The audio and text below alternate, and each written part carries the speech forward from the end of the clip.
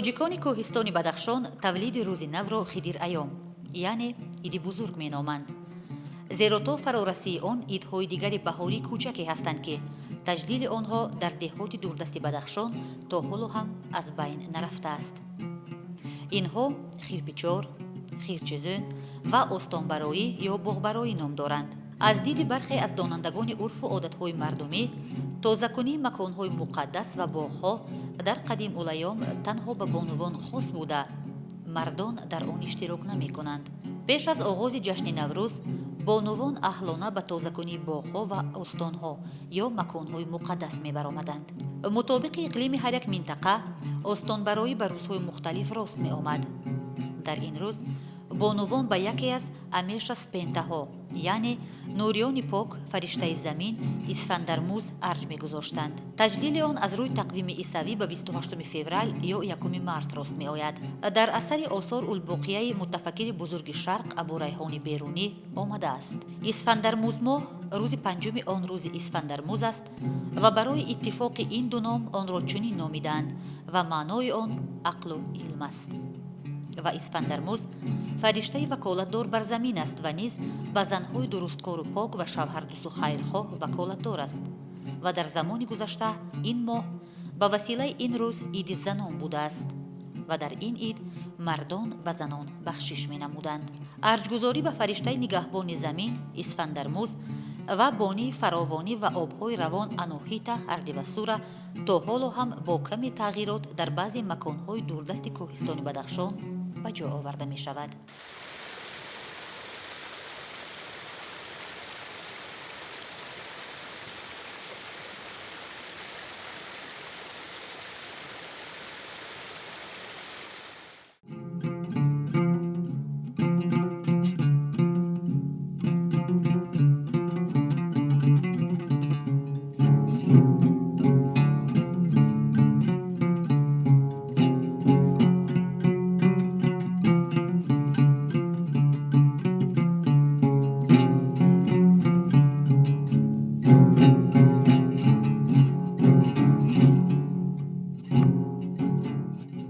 баробарии шабу рӯз ва фарорасии рӯзи наврӯзро бо усулҳои гуногун муайян менамуд. усуле аз ҳама сода аз рӯи ҳаракати нисбии офтоб аз тори кӯҳҳо буда, воситаҳои дигари муайян намудани сари сол ҳам вуҷуд доштанд. яке аз онҳо донандаи урфу одатҳои мардумии музофоти бадахшони афғонистон рӯстоӣ чунин муаррифӣ менамояд.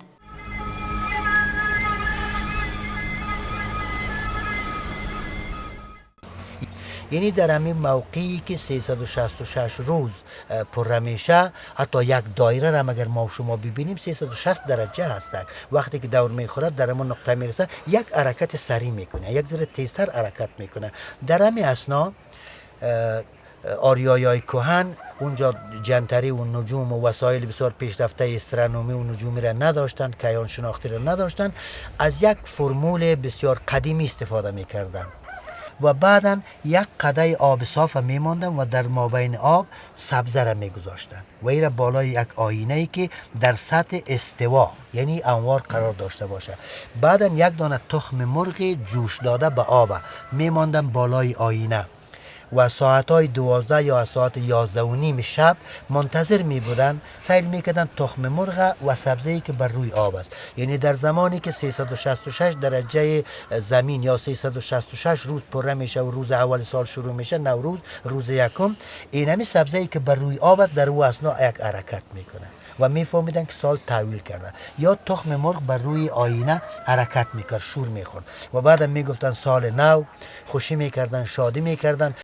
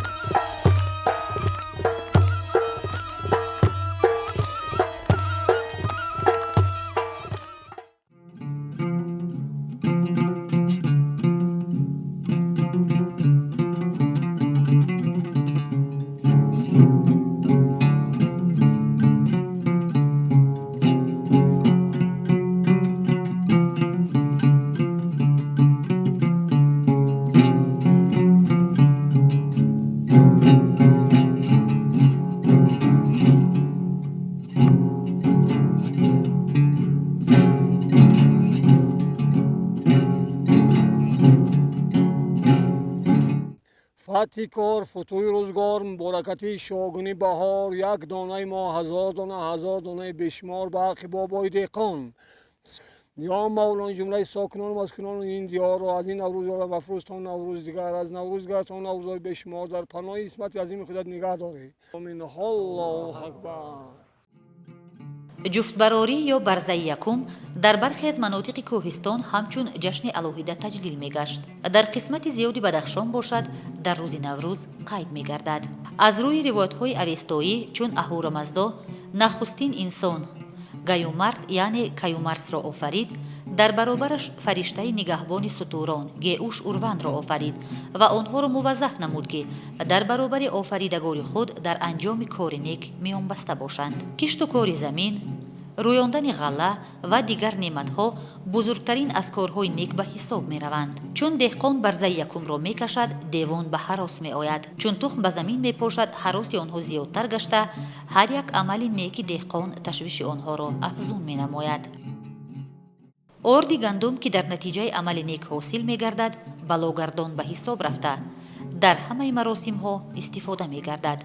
همچنین در روز نوروز هم مردم آری تبار چنین میپنداشتند که چون آرد وارد خانه میگردد، دیوان از آن مکان رو به گریز میآرند. تا حالا هم تاجیکان کوهستان بدخشان با نان یا آرد گندم به عیادت خویش و اقربا میروند.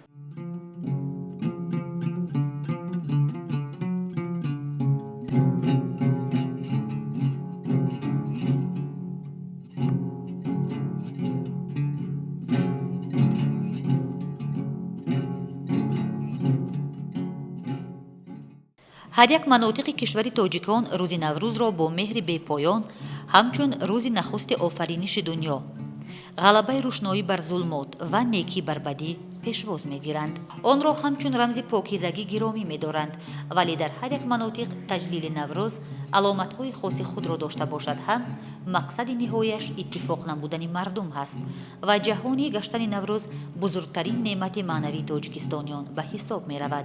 میگوید یک نفر از دانندگان عرف و عادت‌های مردم وادی وخان، بادوربک بهریев. من از نام مردم وخان تمام تاجیکستانیان را به مناسبت جشن نوروز عجم از صمیم قلب تبریک و مبارکباد میکنم و آرزومند آنم که در خاندان هر یک تاجیکستانی امین نوروز خجسته امساله بخت و اقبال بیارد، عائله ها اما در آبادی و امانی و آسایشی باشد، صلح و وحدت تنتنه کند. نوروز خجسته در برابر جشنهای ساده و مهرگان جشن ملی فارسی زبانان حساب می‌یابد و با تشبث بواسطه و پیشنهاد بواسطه پیشوای معظم ملت امام علی رحمان از جانب سازمان ملل متحد همچنین عید بین المللی اعتراف گردید و در زیاده از 100 مملکت جهان امین عید جشن گرفته می شود.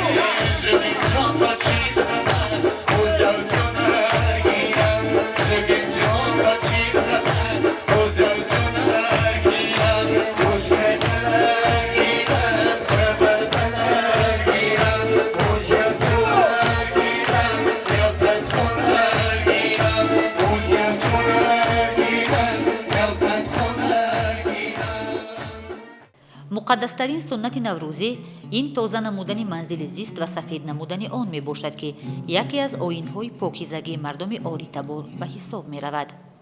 بدین وسیله گویا دیو و جین از خانه رانده می گردند. آمادگی به جشن نوروز پیش از تجلیل آن آغاز می گردد. در همه خانواده ها نخست نان گندمی می پزند.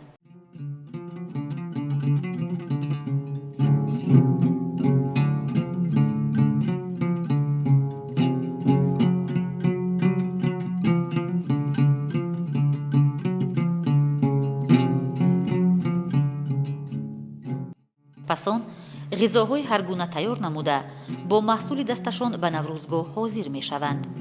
هر کس موافق امکاناتش طعام تیار نموده پیشکش جمع آمدگان می گردانند.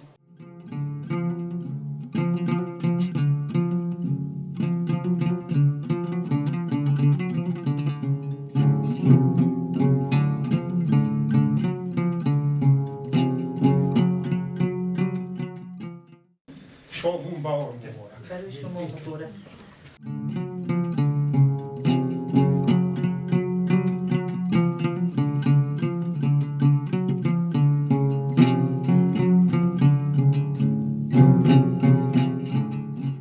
مردم آریتبار آفتاب را مقدس می‌پنداشتند. در تصور آنها نور و روشنایی، نور خداوندی به حساب رفته، آتش هم یک نمونه تجلی اهورامزدا میباشد.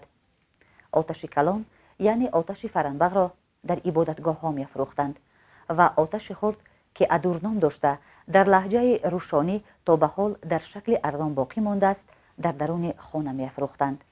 از این خاطر یک جزء خانه پامیری که کیتسار نام دارد مقدس پنداشته میشد و در آنجا تمام عرف و عادت‌های آریایی خاص تاجیکان کوهستان بدخشان به انجام رسانده میشدند.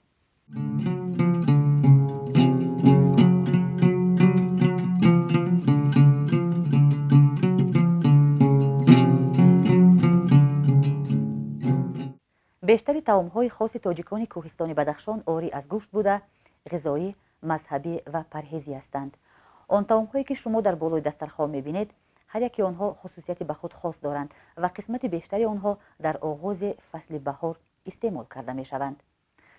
نان باشد از مقدس‌ترین غذاها به شمار می‌رود، زیرا آن در نتیجه کار نیک یعنی کشت و کار زمین به دست می‌آید. در روز نوروز یک نوع نان که آن را غوزقماچ می‌گویند آماده کرده می‌شود و آن به 4 قسم برابر چون سیکنجه تقسیم می‌گردد و این قسمت‌های نان را برفت می‌نامند. در تصور مردم آریتبار زمین از 3 قسم عبارت است: روح جماد، روح نبات و روح حیوان. جسم انسان هم از این 3 روح عبارت می باشد.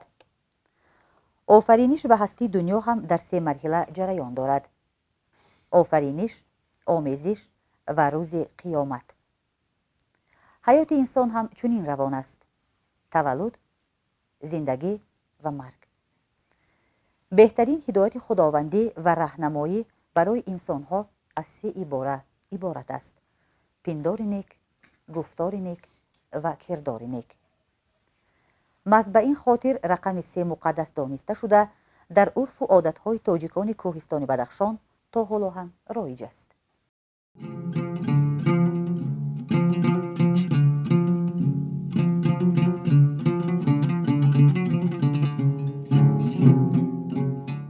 شاگون بهار مبارک. بر روی شما مبارک. نوروز شد و لاله خوشرنگ برآمد، بلبل با تماشای دف و چنگ برآمد.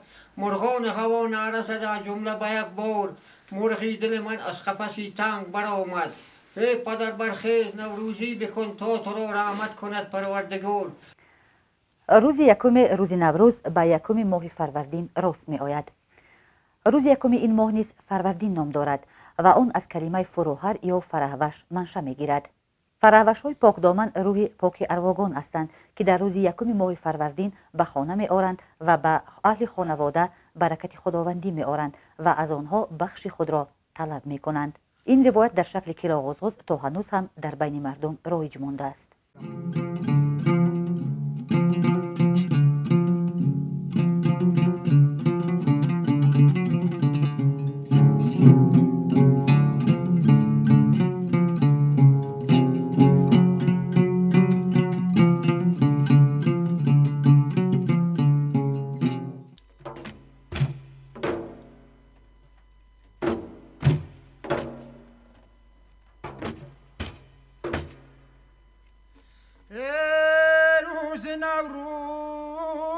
عجم روز کهن بنیادی روز شادی و فرح بخشی پای آبادی وصف زیبای تو را میکنم اندر سخنم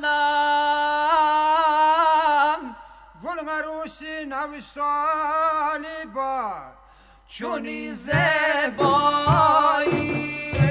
روز نوروز عجم روز کهن بنیادی روز شادی و فرح بخش پای آبادی در بهاران غم زیبایی ز فیضی تو بود فیض باری همه دنیا تو با مثل شایی ریزد از فیض تو باران همه جا سبز دمید گشت دهقان ز پی میوه گندم شالی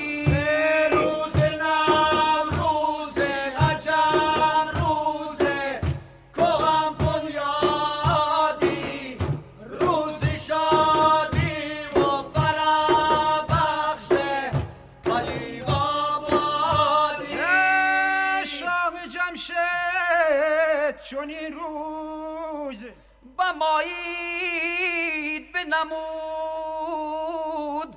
گشت نوروز به تاریخ جهان راسی تاج کن را غم خورسندی ز فیضی تو بود با دفو چنگ و نیوش ساز نواهارایی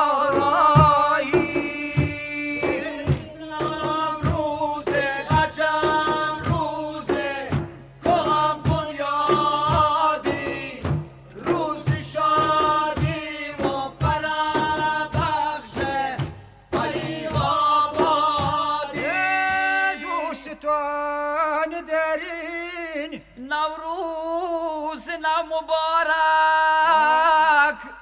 گل رخان شیرین نوروز نو مبارک دوستان دلین نوروز نو مبارک گل رخان شیرین نوروز نو مبارک سرسبز گشتم عالم پایداست رزق آدم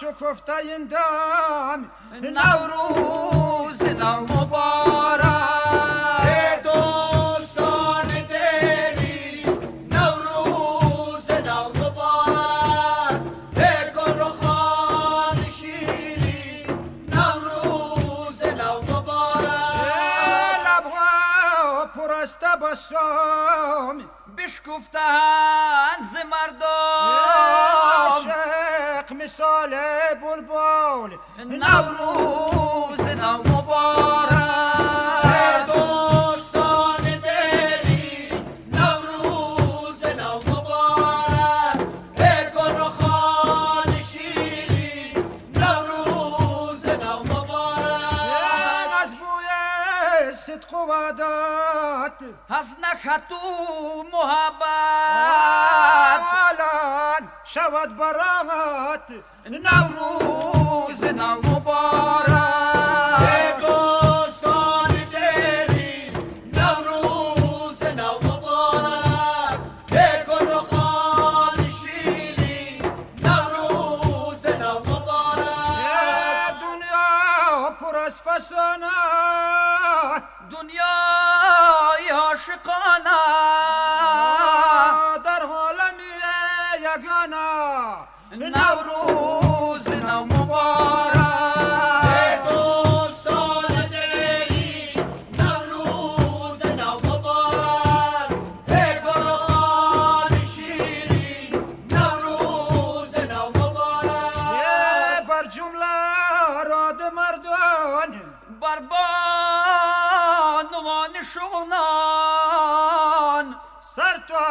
باش سری بدخشان نوروز نو مبارک دوستان دلی نوروز نو مبارک گل رخان شیرین نوروز نو مبارک در ملک تاجیکستان هم برخوجند و ختلان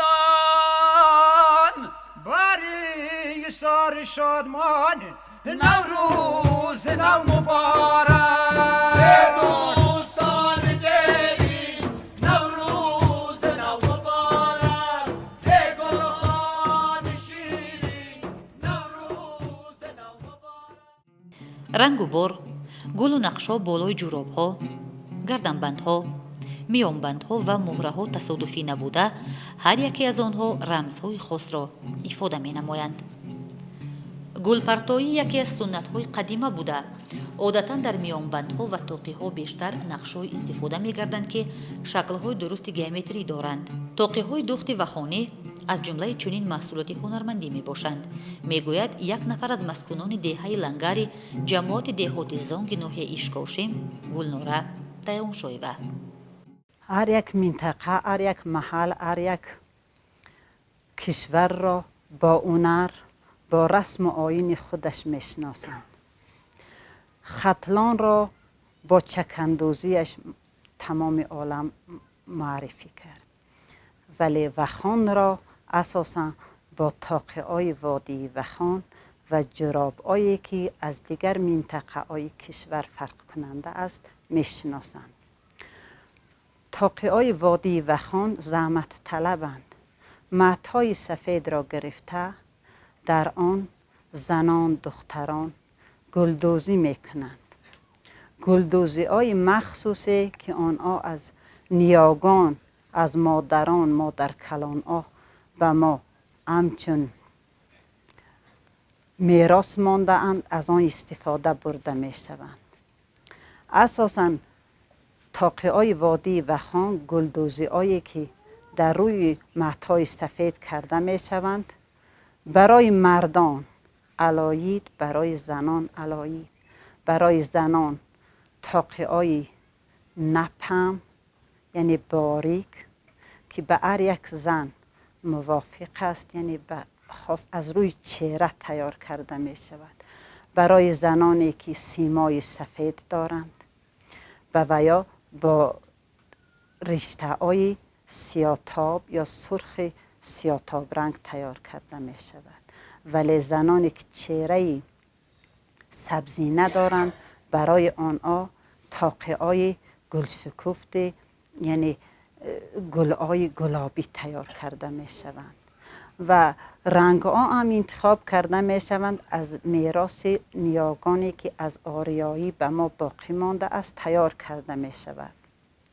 اساساً طاقه های گلدوزی که تیار کرده می شوند گفتیم که در متهای سفید تیار کرده می شود. برای زنان علاید، برای مردا علاید، یعنی برای مردا این طاقه هایی که در دست من هستند اساساً برای دختران تیار کرده می شود. در متهای سفیدی که نشان داده استاده‌ام گل‌ها، یعنی متهای سفیدی که تماما سفید است و گرفته می شود، گل‌ها در وی انتخاب کرده می شوند. امروز با شرافت اساسگزار صلح و وحدت ملی، پیشوای معظم ملت جناب عالی پرزیدنت کشور، سال 2018 سال هنرهای مردمی اعلان کرده شد که خوشبختانه در پیام نوبتی خودش روز 26 دکبر سال 2018 سال 2019 و 2021 را سال رشد دهات، هنرهای مردمی و سیاحی اعلان کردند که این مخصوصا برای ما بانوان وادی وخان بسیارم عین مدعا است، زیرا که وادی وخان یکی از جاهای سیاحی اعلان کرده شده است که به اینجا بسیار سیاحان ممالک‌های گوناگون تشریف می بیارند و این طاقه و جراب و ارمغان‌هایی که همچون گل و تیار کرده می شوند با خودشان برده باز وادی وخان و بدخشان را در تمام عالم معرفی می نمایند.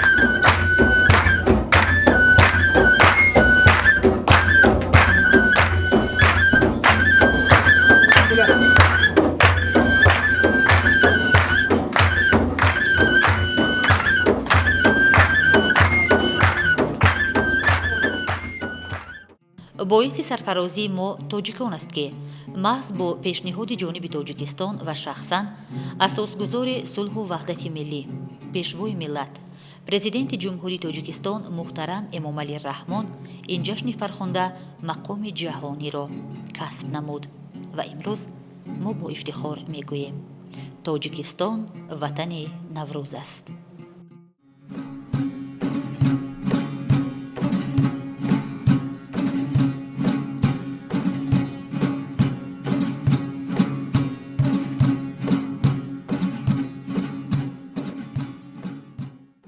شاگون بهار